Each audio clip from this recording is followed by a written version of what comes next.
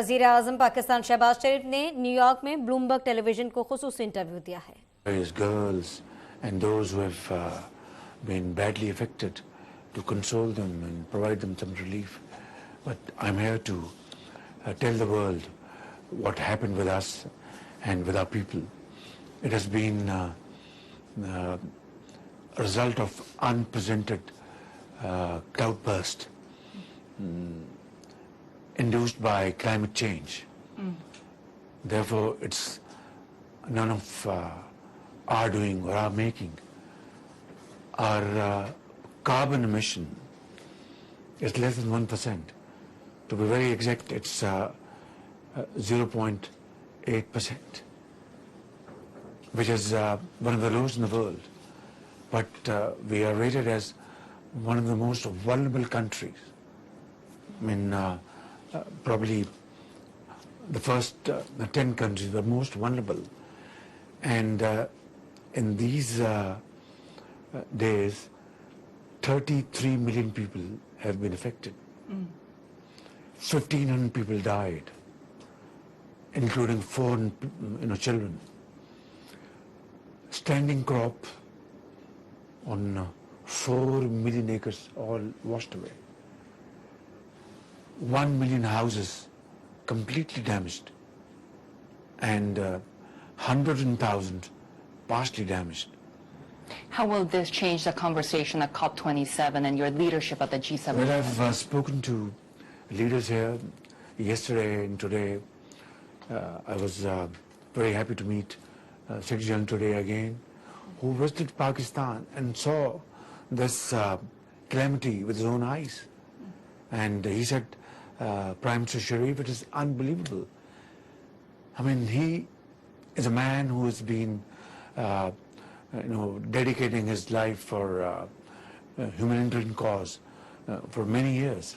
He said he has never seen this kind of climatic situation in his life, and the entire country looked like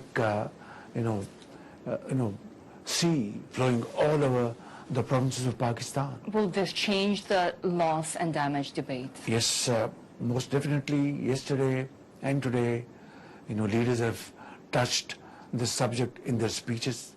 President Biden, I'm very grateful to him. He spoke about Pakistan and Pakistan's plight. Other leaders, President Tayyip Erdogan, President Macron, and many other leaders have discussed and openly said that Pakistan never needed support and help more than ever before at this point in time. And this shows the intentions and sincerity of global leaders. But I think it should come very fast, because time is running and we are racing against time. Waterborne diseases, 3 million children exposed to these threats, malnutrition, diseases,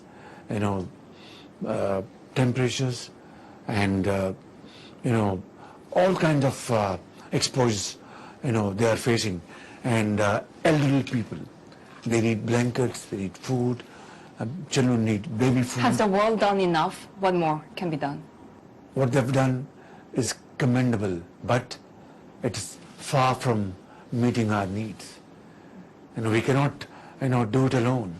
We cannot, cough out resources from our own pocket, which are already insufficient to meet our, pressing needs of ordinary life. We need additional funds. The loss is $30 billion, the first estimate. So I think unless the world comes out with billions of dollars of support for relief, for rehabilitation, for building infrastructure, resilient infrastructure, adaptation in agriculture, in housing, things will not come back to normal. And I need to put our economy back on trail.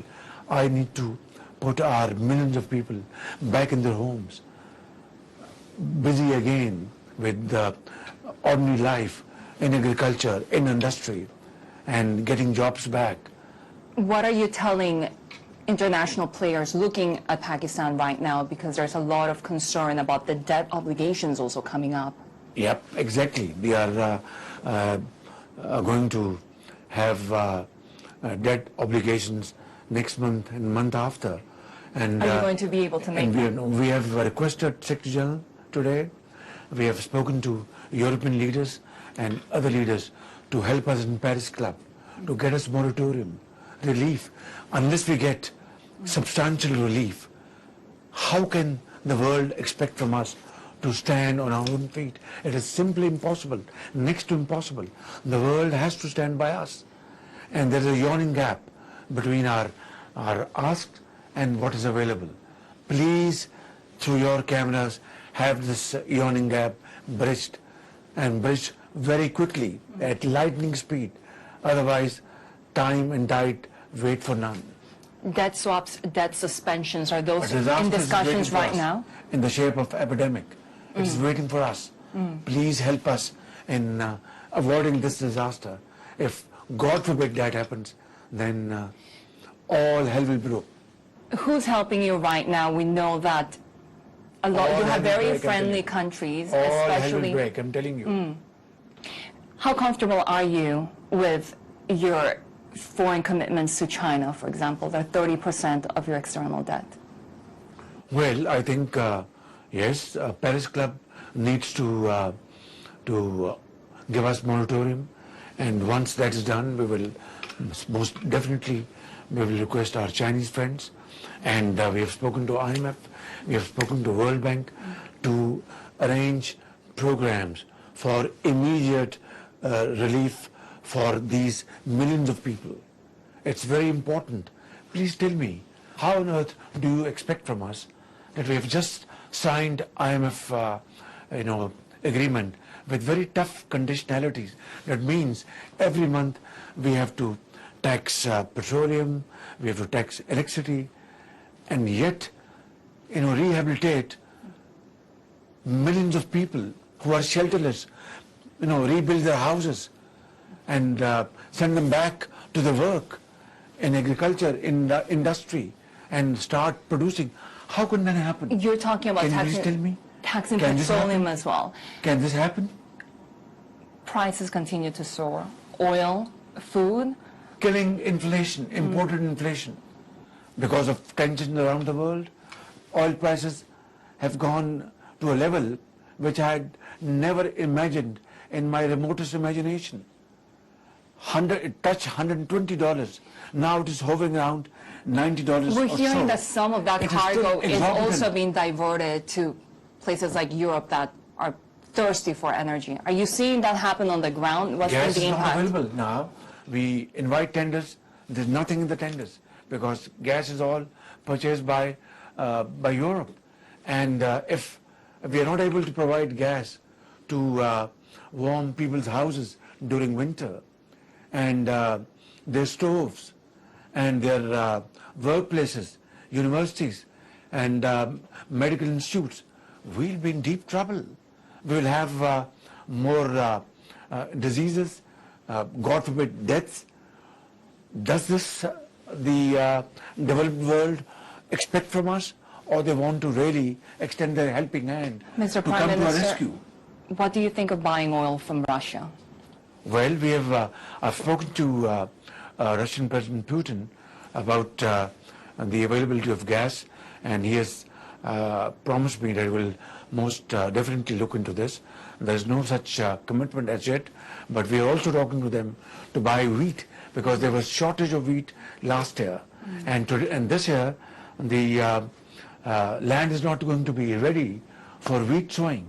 So we'll have to, import additional tonnage of wheat, which is going to cost fortune, and further add on our foreign exchange very, very scarce resources. All this put together is a nightmare. Also because the Pakistan rupee is on a free fall right now. And a lot of there's it a also question coming from political uncertainty with your former Prime Minister Khan Well, now that's- asking for elections. What's the government going to do? Well, the country needs unity, harmony, reconciliation, peace with each other, brotherhood, fraternity, and I'm all for this.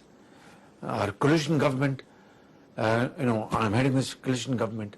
I have articulated this time and again today, before your cameras and talking to you, I would like to convey to all my friends in Pakistan, let's join hands together, let's unite, let's bury our differences, and let's discuss politics some other time. Today is the time to come together and serve the suffering humanity and our brothers and sisters, get them out of water and put them in safe places, and pitch tents, put them in the tents, provide them with blankets, with medicine, with food, baby food.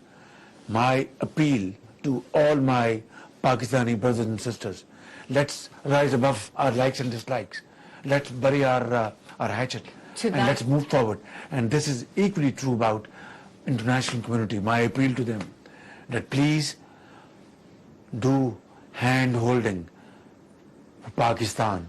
Today we have become victim of this climate change induced torrential rains. Tomorrow it could be somebody else victim of this. Do we want this, or do we want to stop this? Mr. Prime Minister, just finally, before I let you go, on that sentiment of unity, are we going to see any efforts from your administration on normalizing ties with India? Most definitely. I mean, we are neighbors. We're there to stay forever till this world is in place. I mean, the point is that if we are neighbors not by choice, we are there to stay forever. So it's up to us. The choice is ours to live like peaceful neighbors, or neighbors who keep on fighting with each other every now and then. I don't think this is an option. The only option is that have peace, so that we can save our resources to feed our people, promote education and health. But that can come once we start talking to resolve our relations, to resolve our issues, problems. Kashmir is number one on the table. And if India wants to talk to us on that count, we are ready. But it takes two to tango.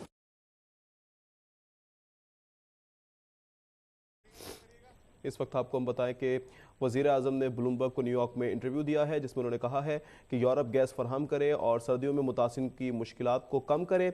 हमें मुतासिरीन को वापस मामूल की ज़िंदगी पर लाने के लिए बहुत कुछ करना होगा, और ये भी कहा कि गंदम की किल्लत पैदा होगी। इस साल पाकिस्तान की ज़मीन ऐसी नहीं है कि यहाँ गंदम की फसल उगाई जा सके, लेकिन अब हमें रशिया से भी जो है कोशिश करनी होगी कि गंदम दरामद कर सके।